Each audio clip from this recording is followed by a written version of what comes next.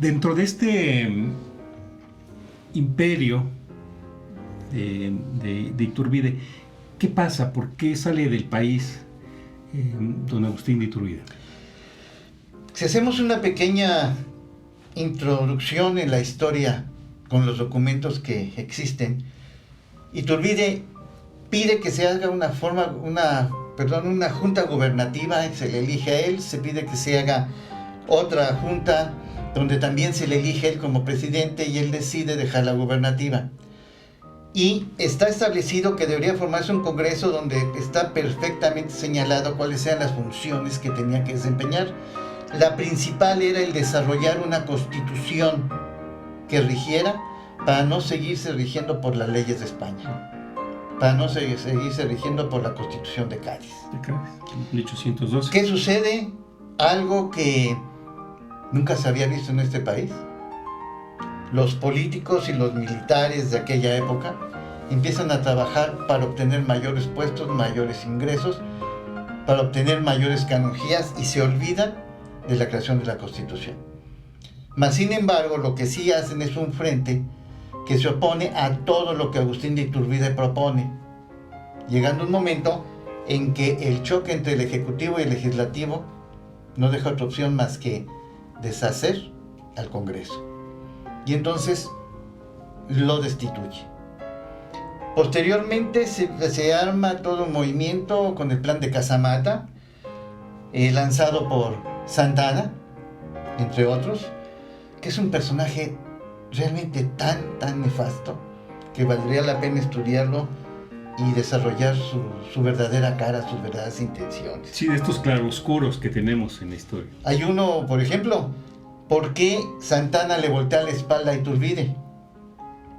Porque Iturbide se entera de lo que está haciendo Santa Anna en Veracruz y le pide en Puebla que se presente en México y entregue el mando para ser nombrado a una nueva posición de mayor jerarquía. Santa Anna, en lugar de ir a la Ciudad de México, se regresa a Veracruz y lanza el plan de Casamata, porque además se siente ofendido porque él quería casarse con la hermana de Iturbide. Nada más que, me acabo de enterar estos días, que la hermana de Iturbide tenía 60 años y él tenía 27. Y él lo que estaba buscando era introducirse en la familia real para consolidar ser posiblemente un emperador a futuro. La próxima jugada, ¿no? Así es. Entonces, bueno, se hace el plan de Casamata. Iturbide se pone a analizar y ve que realmente sus opciones de permanecer en el imperio sin derramar más sangre eran muy pocas y que él había jurado consolidar la independencia sin derramar más sangre de los mexicanos. Entonces ve que no vale la pena que él sea el causante de una nueva guerra civil y así lo establece dentro de su documento de abdicación, donde menciona palabras más, palabras menos, que él abdica y se destierra voluntariamente porque él no quiere ser el causante del derramamiento de sangre. Es cierto, hubo grupos, tanto religiosos como militares y aún políticos, que le ofrecieron todo su apoyo financiero para que él sostuviera el poder y no lo aceptó. Pero ¿qué sucede? En un último acto totalmente de legalidad, restituye al Congreso y presenta su renuncia ante él mismo, su abdicación. Porque él dice, si yo abdico sin que exista un Congreso, sin que exista una figura de orden, de consolidación de este país, cualquiera se va a nombrar y entonces se generarán de nueva cuenta luchas intestinas. Entonces, en un acto de legalidad, nombra al Congreso, lo restituye y entrega su abdicación. ¿Y sale del país? Sale del país, él pide 48 a 72 horas para arreglar sus asuntos personales. Lo único que le pide al Congreso es que asuma el pago de las deudas que él tenía, que eran mínimas. Quiero reiterar que Agustín de Iturbide era una persona que tenía mucha capacidad económica, porque él era perteneciente a la alta sociedad que había en México, que tenía haciendas y que tenía herencias de sus padres, y que él ha sido el único presidente, y lo reitero, y una vez más, he sido el único presidente que ha entrado rico y ha salido pobre, cosa que jamás hemos vuelto a ver. Él acepta irse con su familia y entonces nombran a... permíteme porque se me ve a Bravo, a Nicolás Bravo, para que encabece la guardia que lo acompañe hasta el puerto para que se vaya del país.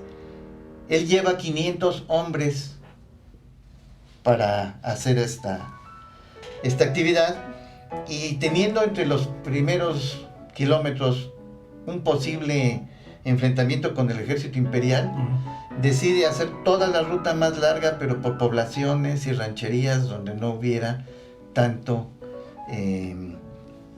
posibilidad de encontrarse con el ejército imperial, para evitar un rescate. Se cuenta que cuando llega a Tulancingo, el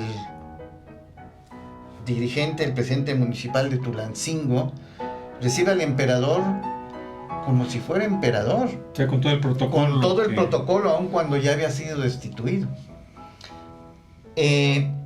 Para retirarse, se hace una reunión del Congreso donde se le ofrece un salario anual de 25,000 pesos duros, que eran pesos en oro, pesos que valían, oro, sí, por supuesto, para que él pudiera pagar su subsistencia en Europa.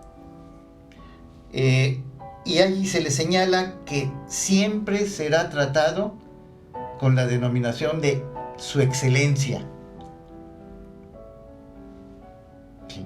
Ajá, sí. O sea, se le reconocía ahí el papel que había tenido. Sí, por supuesto. No se le retira. Principal ¿sí? protagonista de la independencia.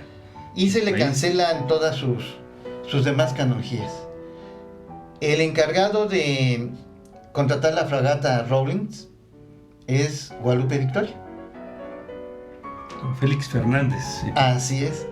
Lo simpático de esto, por darle ese calificativo, es que ambos se encuentran, y entonces es el encuentro entre el primer emperador de México, ¿verdad?, y el primer presidente. Claro, además va a ser el primer presidente de la República Mexicana que dure su periodo completo, porque todos los demás, hasta el Segundo Imperio, pues van a estar turnándose, cambiando por azonadas, cuartelazos. Ya será otra historia. Así es. Pero concentrándonos a Agustín, va a Europa, ¿y qué pasa en México? O sea, ¿por qué existe esta determinación de que si pisa territorio mexicano, en ese momento será considerado traidor y será fusilado ipso facto?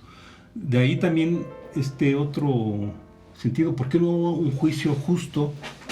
¿Por qué no un juicio con otras características, sino ya determinado castrensemente hasta matarlo, sí, asesinarlo, porque pues, cualquier forma de quitarle la vida a un ser humano es un asesinato.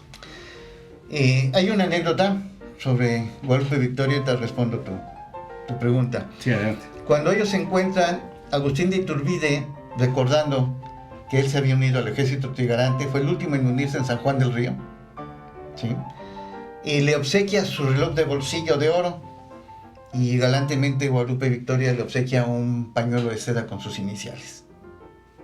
Es el intercambio que se da. Bueno, Agustín de Iturbide se va, llega a Liorna, donde es vigilado doblemente por parte del gobierno mexicano y por parte de la Triple Alianza, a la cual pertenecía España. Entonces es perseguido y se le evita que él pueda establecerse en Roma adquiriendo una granja, que era lo que él pedía, para trabajar el campo, mandar a sus hijos a las escuelas y quedarse allá. Se le ponen trabas y no se le permite. En México se vienen dando una serie de movimientos que terminan con el Imperio Mexicano. El Imperio Mexicano constaba de más de 5 millones de kilómetros cuadrados. Iba desde Panamá hasta el río Mississippi. Sí, prácticamente lo que Todo. es el territorio Así es. americano del sur y así hacia Centroamérica. O sea, Así es. Entonces sale Agustín de Iturbide y cuando sale, dentro de los documentos que se emiten, se desconocen todos los acuerdos emitidos por él. Se desconoce el plan de Iguala y se desconocen los tratados de Córdoba. Y Centroamérica hace un congreso en el cual uno de los puntos que señala es: nuestro compromiso fue con Agustín de Iturbide. Al desconocerse todos los acuerdos, al desconocerse a Iturbide, no tenemos nada que nos una al Imperio Mexicano. sí. Y deciden separarse. Claro, que son algunos argumentos también que esgrimen los tejanos en su momento. ¿Sí? Entonces el Imperio Mexicano se deshace. Todavía no llega Agustín de Iturbide a Europa y ya el general Filisola, que estaba al frente de la comandancia de Centroamérica, viene de regreso. Entonces, muy, muy lamentable esta situación. A él se le ofrece, como mencioné, 25,000 pesos para que pueda vivir, pero nunca se le da un centavo.